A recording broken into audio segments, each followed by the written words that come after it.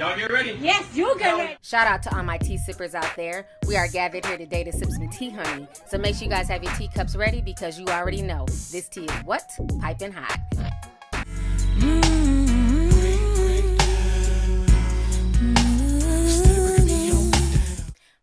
Break down. All right, y'all. Y'all know what it means when y'all hear the Mariah Carey and Bone Thugs and Harmony. It's time for another Tekahshi 6ix9ine breakdown, okay?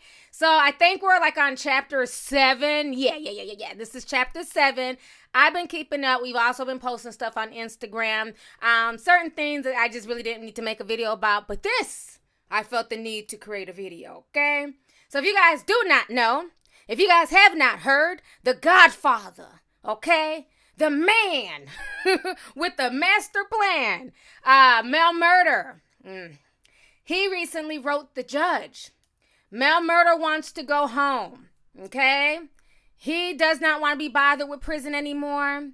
He sees that Tekahshi 6ix9ine done got a sweet deal snitching. A lot of folks are also giving murda the side eye as well because you notice on all the leaked phone conversations, murda is there.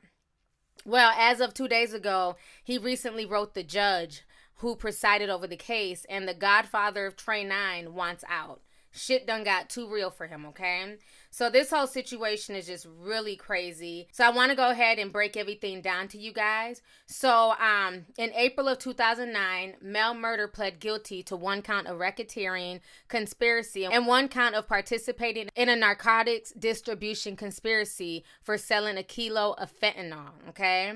He is one of a dozen men accused of sparking a wave of violence around New York City in a RICO case against Tekahshi 6ix9ine and the 9 Trey gangster bloods. 6ix9ine took the stand during an 8-day trial to testify against his former associates, which resulted in the convictions of fellow 9 Trey gang members, All Jeremiah Nuke Mack, and Anthony Harv Ellison. Mack is awaiting sentencing for dealing drugs, while Ellison will be sent to prison for kidnapping 6ix9ine during an initial dispute over the rapper's career. murda's lawyer, Scott Lemon, asked the presiding judge, Paul Engelmeyer, to stay within the sentencing guidelines and gave his client 78 months in prison since his infraction was nonviolent. In a lengthy letter to the court, murda explained how he was released from prison in 2005 and was attempting to turn his life around. In 2006, he re-entered a recording contract with Diplomat, which is ran by Jim Jones, and he ended up falling back into his old ways, okay? On top of that, he's also a father of 2 children. He has not been sentenced yet, because remember, I've been searching to see if he had been sentenced. He's just been sitting, I guess, in Rikers or some jail, but he's going to be sentenced October 17th, which is in just 7 days. Today's the 10th, so, he's on pins and needles right now because he's seeing everybody's getting double digits. Shotty got 15 years. The other guy, I think, got like 10. Meanwhile, Tekahshi 6ix9ine, he's about to get out. So he sent this letter. Let me go ahead and read the letter to you guys. So the letter says, I hope this letter reaches you and you're in good health and spirits. As for me, I'm sitting at the MDC thinking about a lot of poor choices I made in life. When I think back, a lot of my issues started when I was a young kid just trying to belong. Coming up as a kid, I did not really have a positive role model in my life. I found myself a very angry teenager because of the things I experienced and the things I saw at home behind closed doors. I took to the streets heavy at the age of 14. A lot of my friends suffered the same way I did or worse, so we became each other's comfort blankets. The older guys in my neighborhood that embraced us were thugs off the corner, and they were involved in illegal activities like drugs and violence. But at least they seemed to care about our well-being, or so we thought at the time. In reality, I can see now that they were really just molding us to become young criminals because they knew we really had nobody and we were gullible young kids looking to fit in and find father figures. We looked to these guys for the love that we're missing, and that is when the United Blood Nation came into my life at 15 years of age. Between my anger and loyalty to the game, I made a lot of bad decisions trying not to let the gang down. By the time I was 18 going on 19 years old, my childhood sweetheart, Don Gillespie, gave birth to my beautiful daughter, and that's when I realized I wanted more for myself, my child, and for my heart, Don. But the streets still had a hold on me. I was at war in my own head, and I wanted to fall back from the gang life and do the right thing by my family. But I felt like I was somehow being wrong. But I felt like I was somehow being wrong to my gang family because at this point, I really believed that they had been there for me when I had no one. What I did was try to distance myself as much as possible. I started working in the music industry. I got signed to Diplomat Records. And when I was 24 years old, things were looking up for me and I found myself staying away from negativity. But I was becoming very popular, and with that life came a lot of envy, money, and women. This all caused me to lose Don because of my own cheating and inability to be home because of the demands of touring and life in the industry. I found myself becoming depressed and falling back into my old ways and going back to the streets because I was not happy. I had lost my earlier life. Even though I know I had money and fame, I felt like something was missing. A lot of dormant anger from my childhood came back to the surface.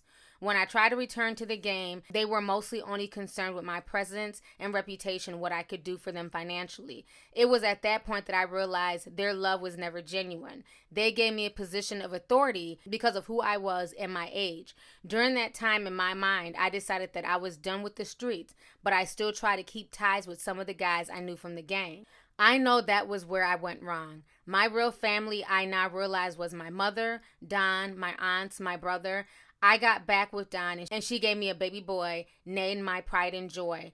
I realized I have to break this cycle because I don't want my son or daughter going through what I did. I want the best for them. I know I should have woken up and realized this earlier, especially when I was shot 5 times and my loved ones almost lost me. Now I find myself caught up in this case. This is the first time I'm in real serious trouble, but I can promise you that this will be my last. I am not a part of the violence in my case, and this federal arrest has been a real wake-up call for me. I sincerely apologize for all my actions and take full responsibility.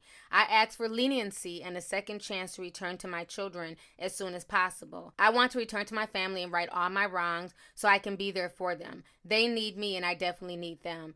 It is a must that I break the cycle. It is killing me that I'm not there for my children and my loved ones. I'm completely done with the streets. I plan to change my environment as well as the company that I keep. To me, right now, the most important company to keep is that of my family and my children. Please allow me to return to them as soon as possible. I don't need a whole lot of time to fix myself. I need counseling and for you to believe in me and see that I'm not the monster they paint me to be. Please understand that I am human and I ask you for a second chance. Respectfully submitted, Jamel Jones.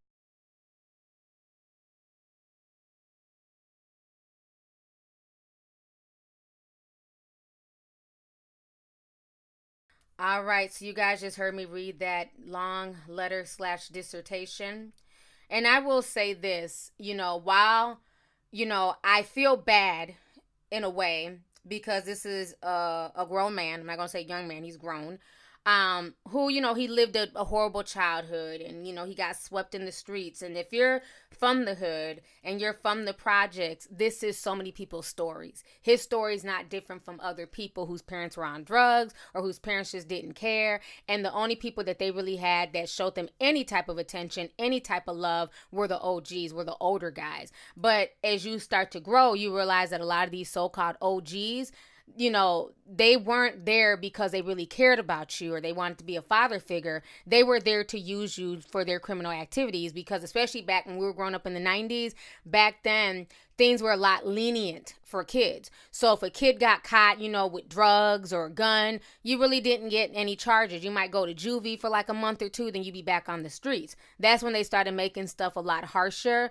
But back then it wasn't as harsh. So a lot of the OGs would use kids to do their dirt, but they would try to act like they really cared about you and act like they, like you were like a child to them. But the whole time they were just manipulating young minds and young children, right? So I definitely get that part of it. But one thing I will say is that, a lot of guys turn into professors once they're caught. They want to write dissertations. They want to write stuff to the judge. People get locked up every day, B. And they just do their time. Because the thing that people need to realize is that when you're doing criminal things, there's always a chance that you can get caught. So you don't want to engage in criminal activity if you're not about that life. If you're not willing to go sit down for 5 to 10 years. If you're not willing to put that time into the system, then you shouldn't be out there committing crimes, okay? I just got to be honest about it. At the end of the day, I feel like Mel Murda should have learned his lesson the first time. He already stated in here that he went to prison and he was released in 2005.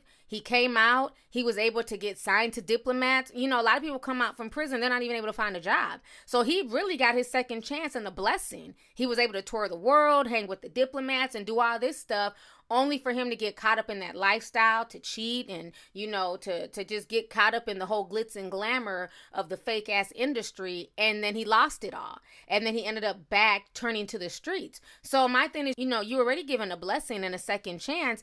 I don't know if this judge is going to be willing to give you a third chance, because that really would technically be a third chance, you know. So the whole situation is just really crazy. You know, at the end of the day, all these people did dirt. All these people were criminals, you know. And it's funny that now that the sentences are being handed out, everybody wants to play victim. Yes, Tekahshi 6ix9ine is a snitch flat out, but he's not snitching on innocent people either. Matter of fact, just a few days ago, it came out that they had Shotty on audio in the courtroom where he was bragging to 6ix9ine that he had shot 5 people. So again, you know, this is really serious. And, you know, Casanova, when that whole shootout happened between 6ix9ine and Casanova could have been killed.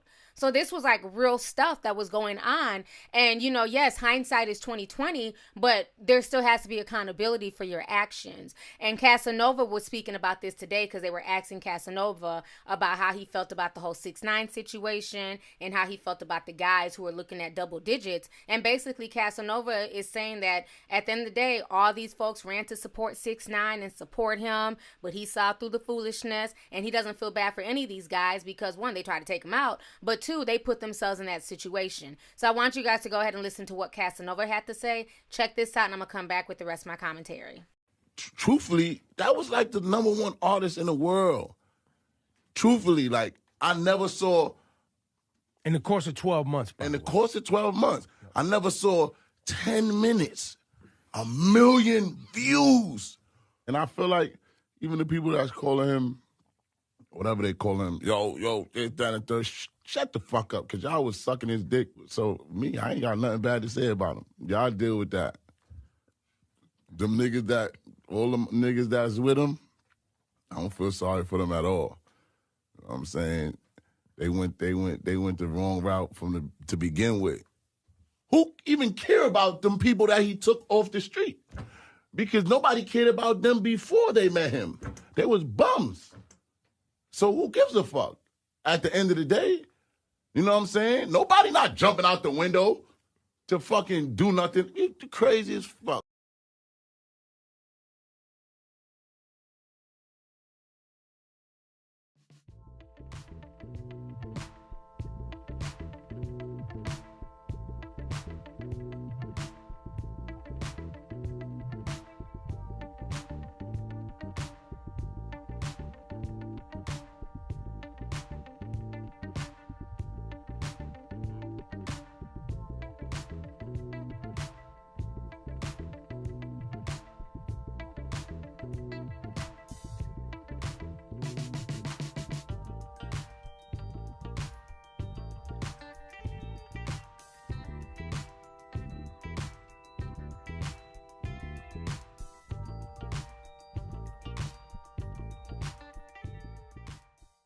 All right, so you guys just heard that interview with Casanova and what he had to say, and I definitely agree with him. Like I said, a lot of these guys put themselves in this situation, and while this letter that Jamal Jones sent to the judge is touching, and he went through a lot of stuff, let's not also romanticize these guys, okay? Because according to the Inner City Press, during the court case, they played a recording in court, okay, by Jose Rivera, the driver, where Shotty says he shot 5 people in one night for male murder. He says he earned his stripes. So these guys were putting in work, not just for themselves, but for the godfather of Treyway. So for him to be writing a letter wanting, you know, leniency is just ridiculous. When 5 people can get shot in one night, that's insane. My sympathy goes out to those 5 people who were shot. Okay, if they were civilians who were hit by accident, my heart goes out to them. If they were involved in the whole gang lifestyle, then it is what a damn is, okay? But, you know, at the end of the day, I'm just kind of tired of this narrative of this, you know, oh, woe is me, these poor guys. They made their mistakes. They made their bed. Now they're going to have to lie in it. And honestly, They had been watched long before Tekahshi came. Tekahshi was just the icing on the cake that they needed. So these guys messed up by sitting here fighting amongst each other and falling off with each other to see who could get next to 6ix9ine. And at the end of the day, unbeknownst to 6ix9ine, he was able to get all these people caught up, charged, and they're all looking at double number sentences, okay? So the whole situation is just really sad. But what's even more crazy is that 6ix9ine is going back to the studio once he's released. Now, they're saying that he should be out by December, okay? They already pushed it. They already pushed the date up so he can get out sooner. He wasn't supposed to be out until January 2020, but now they're trying to do it for December so he can be home for Christmas. 6ix9ine's sentencing date has been moved up from January 24th to December 18th. Judge Engelmeyer just issued an order that 6ix9ine will be in court and will be sentenced at 10 a.m. on Wednesday, December 18th. Look for 6ix9ine to get out on that day. The reason why? In this case, the government and 6ix9ine's attorneys worked to get the judge to move the sentencing date up. Only by a few weeks. You would never work to move to get the sentencing date up only by a few weeks unless you were going to recommend that he get time served and that he get out. In this case, look for the government to recommend that, and then look for the judge to go along with that recommendation. So far, the judge has sentenced several defendants in this case, and the way the judge has been giving out sentences is by splitting the difference, giving a sentence in the middle of the recommendation by the government and the recommendation by the defense attorneys. In this case, the recommendation by the government and the recommendation by the defense attorneys will likely be the same, which is time served, and that's likely what the judge will give 6ix9ine December 18th. But what's even crazier is this. It's just been announced as of 3 hours ago that Tekahshi 6ix9ine just signed a $10 million record deal in prison. So this young man's gonna be able to literally come out of prison, even though he did all that dirt with these guys, was very much, involved, was greenlighting for other people to get shot and attacked like Casanova. But at the end of it, he's being rewarded with a record deal, a $10 million record deal. The TMZ's reporting this, so I'm sure that it's real. But he just signed a record deal in prison for $10 million. Meanwhile, these black men are getting sentenced to double digits. You have the Godfather, Treyway, basically begging the judge to, really give him some leniency come October 17th. And this dude, who basically snitched on everyone, who was just as involved as everybody else, he was not innocent in any of this, is now going to be seen as some type of hip-hop, icon and getting signed a $10 million deal. I mean, it's just, the whole situation to me is just crazy. And the fact that the industry, the fact that these record labels are co-signing this fuckery is bullshit. That's how you know they want to sell people of color nothing but just negativity, poison, and death.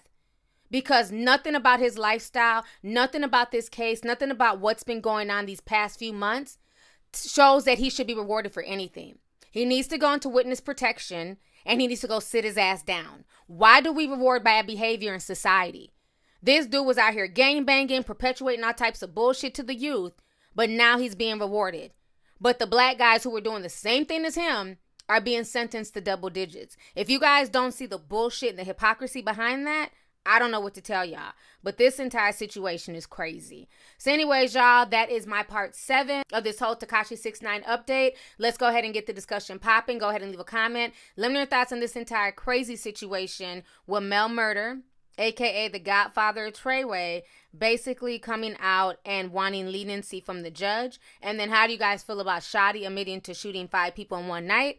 And then the news that leaked today about 6ix9ine signing a $10 million record deal. So let's go ahead and get the discussion popping. Don't forget to thumbs up the video, hit the subscribe button. Don't forget to share. Most importantly, don't forget to hit the notification bell so that way you can be a part of the notification squad. So let's go ahead and get the discussion popping. Go ahead and leave a comment. All right, deuces.